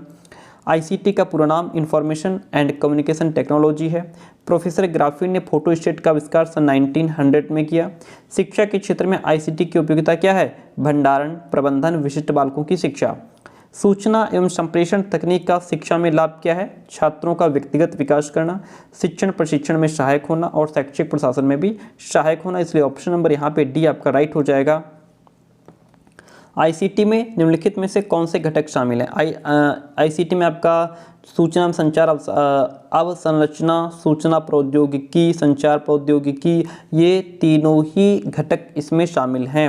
13 कहता है संप्रेषण से तात्पर्य किसी व्यक्ति के विचारों एवं मत यानी कि उसका अपना विचार एवं अन्य व्यक्तियों को परिचित कराना है, यह इजी मेयर कहते हैं।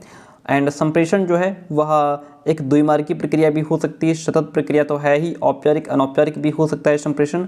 Option D is the right one. ICT में आई का मतलब इन्फॉर्मेशन होता है, आईसीटी में आई का मतलब इन्फॉर्मेशन होता है। भारत द्वारा उपग्रह दूर संचार प्रौद्योगिकी परियोजना का प्रारंभ 1977 से 79 के बीच में किया गया। नंबर 17 इज भारत के प्रथम स्वदेशी प्रयोगात्मक संचार उपग्रह एप्पल का पूरा नाम एरियल पैसेंजर पेलोड एक्सपेरिमेंट है। एरियन लिखा है यहाँ पे, एरियन पैसेंजर पेलोड एक्सपेरिमेंट है। Option D is the right one. INSAT प्रणाली राष्ट्र को समर्पित की गई 1983 में। सूचना संप्रेषण तकनीक का मुख्य कार्य सूचनाओं का संग्रहण, सूचनाओं का संप्रेषण और सूचनाओं की प्रोसेसिंग है, इसलिए ऑप्शन नंबर यहाँ भी आपका डी राइट हो जाएगा। नेक्स्ट वन इज विद्यालयी शिक्षा में आईसीटी के प्रयोग में चुनौती क्या है? पर्याप्त बजट का अभाव है, प्रशिक्षित लोगों की कमी है, परंपरागत सोच का भी अभाव है। इन्फॉर्मेशन शब्द की उत्पत्ति लैटिन भाषा से हुई है। शब्द इन्फॉर्मेशन लैटिन भाषा के किस शब्द से बना है? तो ये आपका इन्फॉर्मा और इन्फॉर्मेशियो दोनों से मिलकर के बना है। शब्द इन्फॉर्मेशियो और इन्फॉर्मा का अर्थ होता है किसी बिंदु या संकल्पना के आकार का निरूपण करना। शब्द कम्युनिकेशन की उत्पत्ति किस भाषा से हुई है? लैटिन भाषा से हुई है। एंड यहाँ पे आगे क्वेश्चन नंबर 25 इज शब्द कम्युनिकेशन का अर्थ होता है सूचना को भेजने या प्राप्त करने का साधन। शब्द कम्युनिकेशन की उत्पत्ति किस शब्द से मानी जाती है? ये आपका कम्युनिकेट से मानी जाती है। प्रौद्योगिकी का अर्थ होता है ज्ञान, तकनीकी तथा संकल्पनाओं का सम्मिश्रण।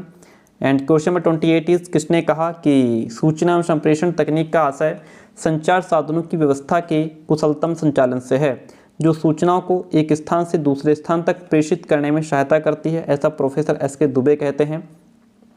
संप्रेषण एक ऐसी प्रक्रिया है, संप्रेषण एक द्विमार्गी प्रक्रिया है।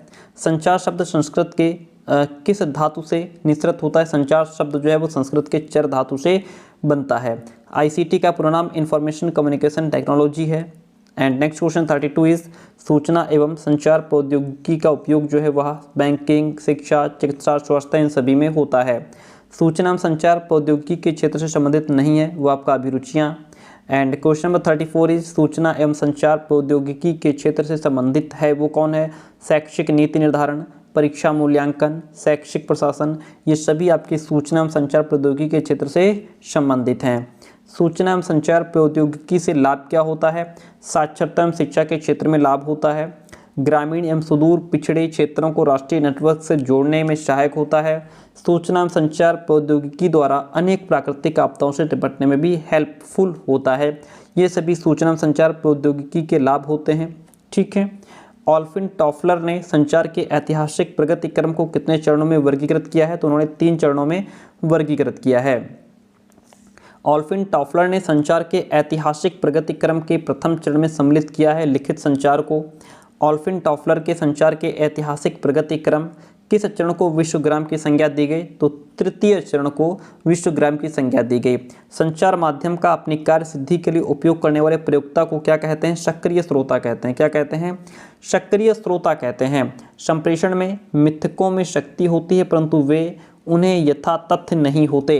संप्रेषण प्रक्रिया में निम्नलिखित में से कौन सा काल क्रम के अनुसार है? तो इसमें संप्रेषक, संदेश, माध्यम, रिसीवर और फिर उसका क्या प्रभाव पड़ता है, यानी पहले संदेश भेजने वाला है ना वो होना चाहिए, फिर संदेश भेजा जाता है, संदेश भेजने का एक माध्यम होना चाहिए, फिर उसको प्राप्त करने वाला होना चाहिए, फिर उनका प्रभाव क्या पड़ता है वो लास्ट में आता है। साइट का पूरा नाम सैटेलाइट इंस्ट्रक्शनल टेलीविजन एक्सपेरिमेंट है। Option A is the right one. अंतरिक्ष आधारित संचार में भारत द्वारा उपयोग किया गया उपग्रह ATS-6 किस देश का था? अमेरिका का था। किस देश का था? अमेरिका का था। नेक्स्ट चैप्टर कहता है चैप्टर नंबर 11 और आपको बताते चलें कि हमारी जो बाकी क्लासेस हैं, जैसे आपका फिजिकल साइंस, सोशल साइंस, हमने जैसे स्टार्टिंग में दिखाया, बाकी क्लासेस दूसरे चैनल पर चल रही हैं। लिंक डिस्क्रिप्शन बॉक्स में भी है, कमेंट बॉक्स में भी है। देखिए, कंप्यूटर में ऑडियो, वीडियो, ग्राफिक्स और इमेज की सूचना के संयोग को मल्टीमीडिया कहते हैं। मल्टीमीडिया सॉफ्टवेयर जो है मीडिया प्लेयर और जेट ऑडियो का सॉफ्टवेयर है। वर्तमान समय में मल्टीमीडिया का जो प्रयोग है वह प्रकाशन के उद्योग में, शिक्षा के क्षेत्र में एंड घरों में हो रहा है। ग्राफिक्स के प्रकार हैं वेक्टर ग्राफिक्स, रास्टर ग्राफिक्स, ये दोनों ही ग्राफिक्स के प्रकार हैं। रास्टर ग्राफिक्स जो है वो आपका EMP, TIE, GIF, JPG, ये सभी रास्टर ग्राफिक्स के अंतर्गत आते हैं। श्रव्य उपकरण क्या होगा? रेडियो, ग्रामोफोन, टेप रिकॉर्डर, ये सभी सुनने के उपकरण हैं। और मानचित्र जो है वह दृश्य उपकरण है, उसमें हम सिर्फ देख सकते हैं। प्रोजेक्टर एक श्रव्य दृश्य होता है जिसमें हम देख ही रहे हैं, सुन भी रहे हैं। भारतीय राष्ट्रीय सैटेलाइट की स्थापना 1982 में हुई थी।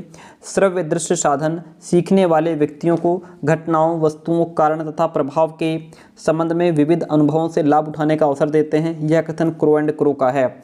श्रव्य साधन के रूप में सर्वप्रथम विद्यमान था आकाशवाणी। ग्रामोफोन किस प्रकार का उपकरण है? श्रव्य उपकरण है आपका। ये कैसा श्रव्य उपकरण है? शैम्पट का आविष्कार जेम्स विलियम ने किया था। ओवरहेड प्रोजेक्टर में प्रयोग किया जाता है ट्रांसपेरेंसी का। चित्रों को बड़ा करने हेतु प्रयोग किया जाता है प्रोजेक्टर का। किसका? प्रोजेक्टर का। इसके बाद चैप्टर नंबर 12 आता है कंप्यूटर नेटवर्क एवं वेब संसाधन। इंटरनेट की प्रथम उत्पत्ति मानी जाती है ARPANET को। फोन लाइन पर भेजे जा सकने वाले इलेक्ट्रॉनिक जो संकेत होते हैं वो एनालॉग सिग्नल होते हैं।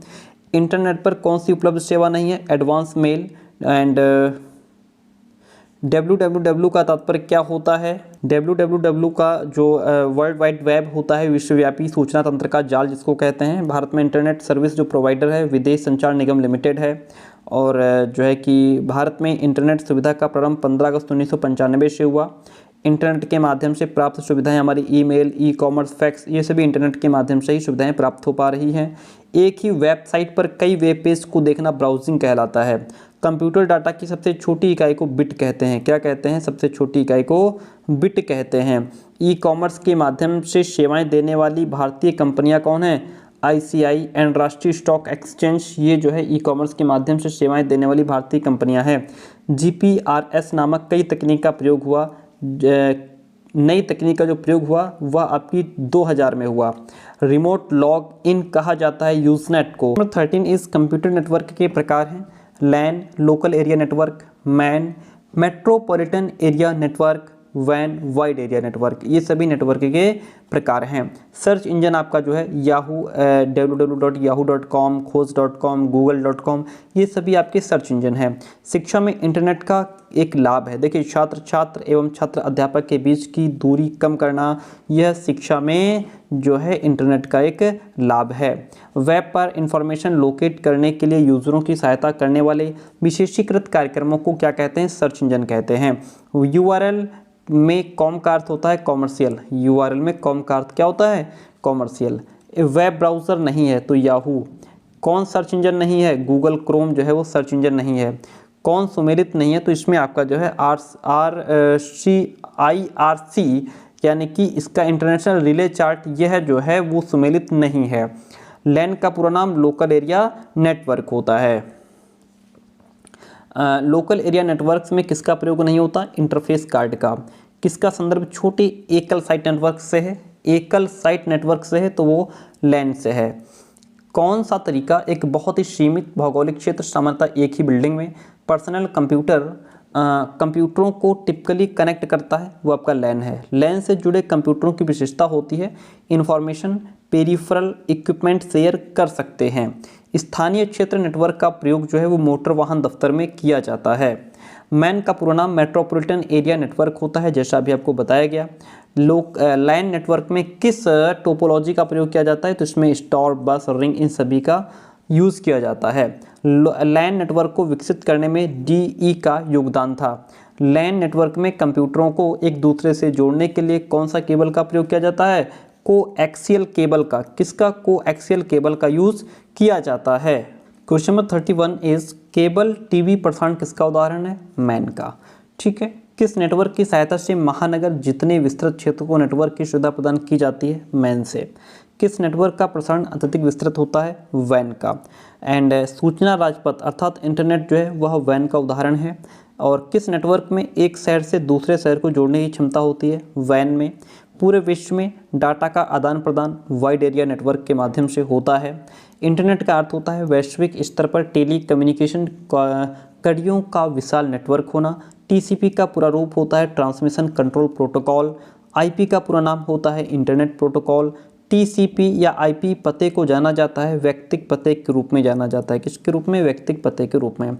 www सर्वर किस प्रोटोकॉल का प्रयोग करता है? STIP का। मेल सर्वर किस प्रोटोकॉल का प्रयोग करता है? SMTP का। न्यूज़ सर्वर मुख्यतः किस प्रोटोकॉल का प्रयोग करते हैं? NNTP का। इंट्रानेट क्या है? आंतरिक टीसीपी या आईपी नेटवर्क जो है वह इंटरनेट होता है। HTML का पूरा नाम हाइपर टेक्स्ट मार्कअप लैंग्वेज होता है। FTP शब्द का मतलब होता है फाइल ट्रांसफ़र प्रोटोकॉल। वेबसाइट का पता क्या कहलाता है? URL। इंटरनेट पर सर्वर से सूचना पाने के कंप्यूटर के प्रोसेस को डाउनलोडिंग कहते हैं। कौन सा इंटरनेट का स्टैंडर्ड प्रोटोकॉल है? वह आपका TCP या फिर IP है। URL एक यूनिक नाम होता है जो वेब पर आइडेंटिफाइड करता है एक विशिष्ट वेबसाइट को। इंटरनेट के जरिए लिंकों के संग्रहण से एक इंटरनेट कनेक्टेड नेटवर्क सृजित हो जाता है जिससे www वेब या फिर वर्ल्ड वाइड वेब कहा जाता है। सामान्यतः शिक्षा संस्थान अपने डोमेन नाम में प्रयोग करते हैं .edu एंड वेबसाइट एड्रेस विशिष्ट रूप से विनिर्दिष्ट करता है वेबसाइट को। इंटरनेट के माध्यम से लोगों से संपर्क करने के लिए निम्न में से किसका प्रयोग होता है? ईमेल एड्रेस का। किसका प्रयोग होता है? ईमेल एड्रेस का। URL में अवश्य होना चाहिए। तो इसमें प्रोटोकॉल आइडेंटिफायर www और विशिष्ट रजिस्टर्ड डोमेन नाम जो है वो अवश्य होना चाहिए। चैप्टर नंबर 13 इज शिक्षण के प्रतिरूप की बात करेंगे। 13 नंबर चैप्टर है हमारा। ठीक है, चलिए आइए इसको समझते हैं। चैप्टर कहता है किसी भी शिक्षण प्रतिमान जो टीचिंग हमारे मॉडल होते हैं उनका आधारभूत तत्व क्या नहीं है? व्यवस्था। प्रतिमान का अर्थ किसी रूपरेखा अथवा आदर्श के अनुरूप कार्य करने तथा व्यवहार को निश्चित करने की प्रक्रिया है। यह विचार H.C. बोल्ड का है। विकासात्मक प्रतिमान की स्थापना किसने की? इनमें से तो कोई भी नहीं है। विकासात्मक प्रतिमान के आधारभूत तत्व में आपका उद्देश्य, संरचना, मूल्यांकन प्रणाली ये सभी आ जाते हैं। ग्लेसर द्वारा प्रतिपादित शिक्षण प्रतिमान आधारभूत शिक्षण प्रतिमान है। बुनियादी शिक्षण प्रतिमान के प्रतिपादक रॉबर्ट ग्लेसर हैं। शिक्षण प्रतिमानों के विकास का आधार अधिगम सिद्धांत है। एंड स्वामित्व अधिगम प्रतिमान के जो मुख्य प्रवर्तक हैं वो आपके ब्रूनर हैं। अग्रिम व्यवस्थापक शिक्षण प्रतिमान के प्रवर्तक आशु बेल हैं। एंड सब प्रत्यय निष्पत्ति प्रतिमान के विकास का मूलभूत आधार सूचना प्रक्रिया स्रोत है। अग्रिम व्यवस्थापक शिक्षण प्रतिमान की मुख्य विशेषता आगमन सिद्धांत पर बल देना है।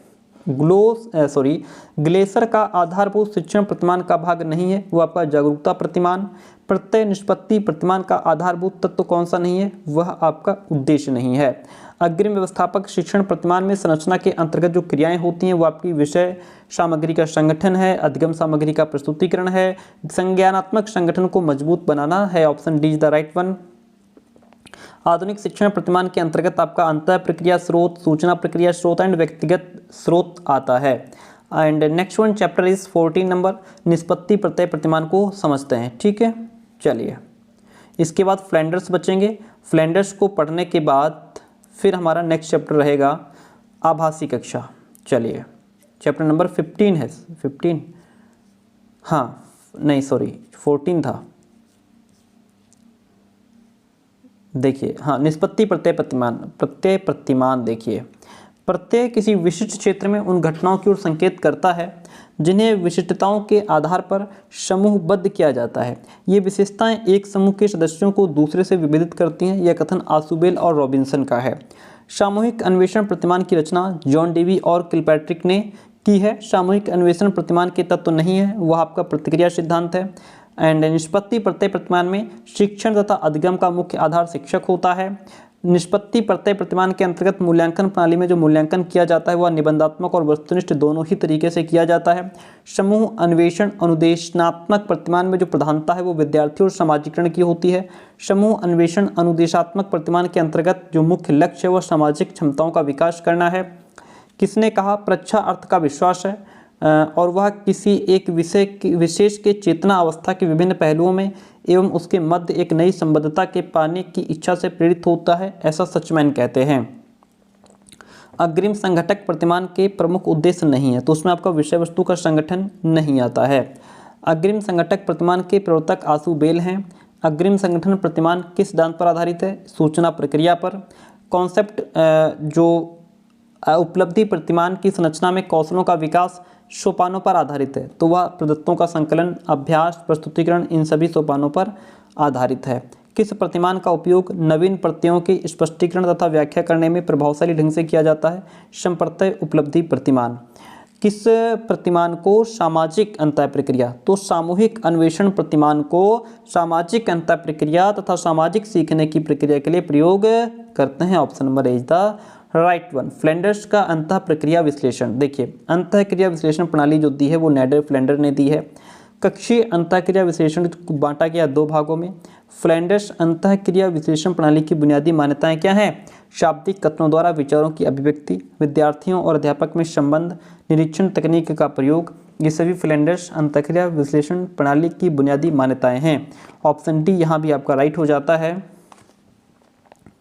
फ्लैंडर्स ने संपूर्ण कक्षा अंतःक्रिया विश्लेषण का अध्ययन कब और कहाँ किया? तो ये इन्होंने मिन्सॉय विश्वविद्यालय में 1955 और 60 के बीच में किया।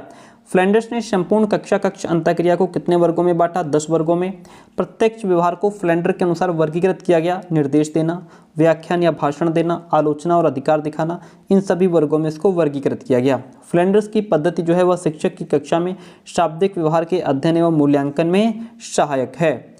एंड अंतःक्रिया विश्लेषण की जो प्रक्रिया है उसमें आपका अंकन प्रक्रिया, अंकन अभिवन प्रक्रिया, ये सभी अंतःक्रिया विश्लेषण की प्रक्रियाएं हैं। फ्लैंडर्स विश्लेषण पद्धति में संपूर्ण शाब्दिक व्यवहार को विभक्त किया गया शिक्षक कथन, शिक्षार्थी कथन एवं मौन या विभ्रांति में। फ्लैंडर्स ने संपूर्ण शिक्षक कथन को उनके व्यवहार प्रदर्शन के आधार पर बांटा है। प्रत्यक्ष व्यवहार और अप्रत्यक्ष व्यवहार में जो है इसको दो भागों में बांटा है। निम्नलिखित में से कौन सी फ्लैंडर विधि की एक सीमा है? देखिए केवल संख्यात्मक पुष्टि पर ध्यान देना फ्लैंडर का काम नहीं है, फ्लैंडर विधि का यही इसका दोष है, यही इसकी सीमा है। क्वेश्चन इज प्रत्यक्ष व्यवहार को फ्लैंडर्स ने जो वर्गीकृत किया है वो भाषण देना, निर्देश करना, आलोचना, अधिकार प्रदर्शन, इन सभी भागों में इसको वर्गीकृत किया है। फ्लैंडर्स अंतःक्रिया विश्लेषण का संबंध है शिक्षक द्वारा कक्षा के व्यवहार का अध्ययन एवं मूल्यांकन करना। नेक्स्ट वन क्वेश्चन नंबर 14 कहता है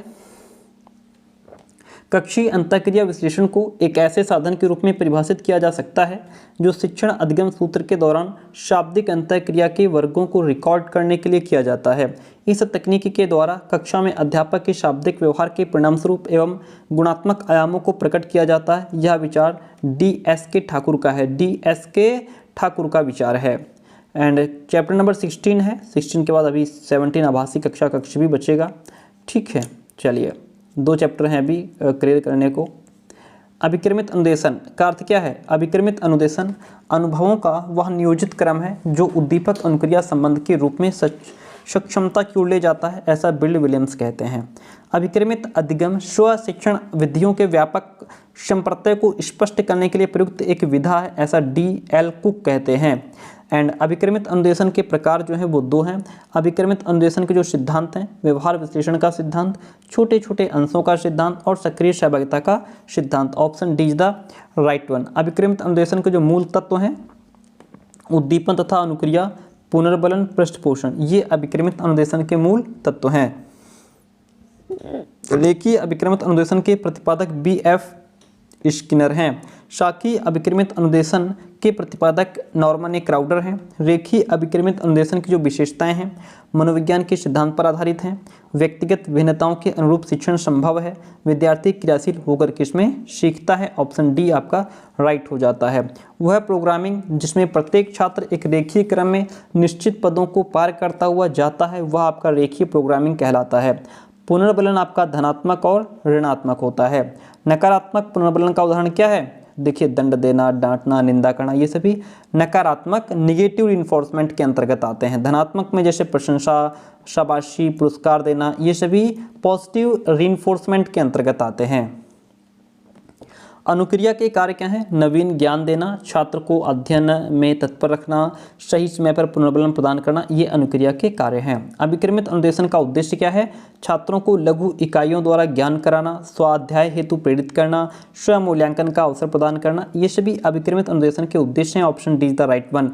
अभिक्रमित अनुदेशन शब्द का प्रयोग सबसे पहले सिडनी एल प्रेसी ने किया था। सिडनी एल प्रेसी ने किया था। इसके बाद आभासी कक्षा का लास्ट चैप्टर आपका बचता है, ठीक है।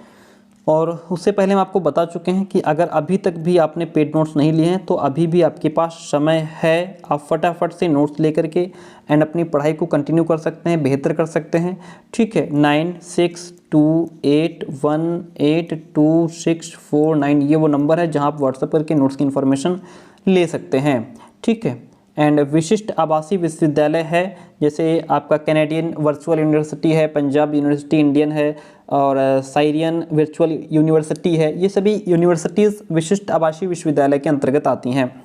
आभासी शिक्षा के शिक्षण कक्ष अवास्तविक होते हैं। आभासी विश्वविद्यालय लर्निंग समुदाय का आधुनिक रूप ग्लोबल विलेज है। इनसेट का सबसे पुराना समुदाय ग्लोबल विलेज लर्निंग है। ग्लोबल विलेज लर्निंग है। आभासी शब्द का आभासी विश्वविद्यालय में जो स्वरूप है वो संस्थागत और निर्देशात्मक माध्यम है। आभासी माध्यम का प्रयोग किया जाता है उच्च शिक्षा के लिए। आभासी विश्वविद्यालय जो है वो 23 एंड 365 डेज दिन का विद्यालय होता है, ठीक है। 24 घंटे 365 दिन का विद्यालय होता है। आभासी विश्वविद्यालय द्वारा शिक्षा प्राप्त करना कम खर्चीला होता है। क्वेश्चन नंबर 9 इज आभासी पाठ्यक्रम जो है वह लचीला होता है। आभासी शिक्षा डैश विकल्प के रूप में प्रयोग की जाती है। आभासी शिक्षा औपचारिक शिक्षा के रूप में प्रयोग की जाती है। आभासी शिक्षा की विशेषताएं क्या हैं? मल्टीमीडिया के द्वारा चलती है, कक्षा और पाठ्यक्रम व्यवस्था रहता है, समय और दिन की बाध्यता भी नहीं होती, इसलिए ऑप्शन डी यहाँ पे राइट है। पहला मुक्त विश्वविद्यालय अस्तित्व में कब आया? तो पहला मुक्त विश्वविद्यालय अस्तित्व में आपका 1960 में आया। सर्वप्रथम वायरलेस यूनिवर्सिटी की चर्चा जेसी स्टूबर्ट ने की थी। आभासी विश्वविद्यालय की अवधारणा जो है वो 1995 में लागू हुई। आभासी कक्षा कक्ष से अभिप्राय ऐसे कक्षा कक्षों से जिसमें जो है इंटरनेट, ईमेल, ऑनलाइन चैटिंग का प्रयोग होता है। तो इस तरीके से डिफरेंट, अब यहाँ से हमारा जो है वो पिछले साल का जो क्वेश्चन पेपर है वो शुरू होता है। ये जो पिछले साल का क्वेश्चन पेपर है जो लास्ट ईयर जुलाई 2022 में आपका पेपर हुआ था टेक्नोलॉजी का, ये हम यूट्यूब पे करा चुके हैं, ठीक है। अगर आपने उसको नहीं देखा है तो देख लीजिएगा, और जो जिस प्लेलिस्ट में ये वीडियो पड़ा है वही प्लेलिस्ट में आपका ये क्वेश्चन पेपर भी पड़ा है। और इसका ये जो क्वेश्चन पेपर है उसका प्रिंट ठीक ना आने के कारण जो पेड स्टूडेंट्स हैं उनको पढ़ने में दिक्कत हो रही थी। हमने इसको कंप्लीट जो है टाइप करवा करके जो राइट आंसर है उसको डिफरेंट कलर से जो है करने के बाद पहुंचा दिया गया है स्टूडेंट्स तक, ताकि पढ़ने में दिक्कत ना हो। अगर आप भी इस तरीके का हमारा कंटेंट चाहते हैं तो जो नंबर दिया गया है व्हाट्सएप का, इस नंबर पे व्हाट्सएप मैसेज करके नोट्स की इन्फॉर्मेशन आप भी ले सकते हैं। और ये जो प्रीवियस ईयर क्वेश्चन पेपर है ये भी विद सॉल्यूशन आपको मिलता है, ठीक है। थैंक यू सो मच, मिलते हैं बहुत जल्दी नेक्स्ट क्लास में। और जो बाकी क्लासेस हैं वो दूसरे चैनल पर चल रही हैं, लिंक डिस्क्रिप्शन बॉक्स में भी है, कमेंट बॉक्स में भी है, ठीक है। थैंक यू सो मच, मिलते हैं बहुत जल्दी नेक्स्ट क्लास में।